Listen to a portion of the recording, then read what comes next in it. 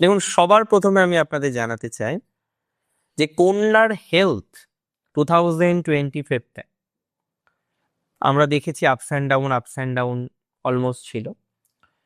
2026-এর শুরুতেই কন্যা রাশির অধিপতি গ্রহ, যে কিনা মার্কারি, সে চলে যাবে কন্যার ঠিক 5th হাউস। 4th হাউসে থাকবে, 5th হাউসে থাকবে। হেলথের ক্ষেত্রে কিন্তু ইমপ্রুভমেন্ট পাবেন। শারীরিক ক্ষেত্রে অনেক বেশি ইমপ্রুভমেন্টের জায়গা আপনার জীবন চক্রে কিন্তু আমরা লক্ষ্য করতে পারবো। বিশেষ করে অনেকের ক্ষেত্রে এই যে প্যানিক হয়ে যাওয়ার একটা টেন্ডেন্সি আমরা বারবার দেখি, বা কিছু কিছু ক্ষেত্রে রাগ করবেন না কন্যা প্লিজ, একটা বিষয় নিয়ে হাত ধুচ্ছেন তো ধুচ্ছেন, একটু পরিষ্কার পরিচ্ছন্ন থাকার টেন্ডেন্সি আছে। বা কেউ হয়তো বলে না যে এটো কাটা করে দিচ্ছে, এগুলো কন্যা মাঝে মাঝে নিতে পারে না, অনেকে নিতে পারে না, আবার অনেকে নিতে পারে।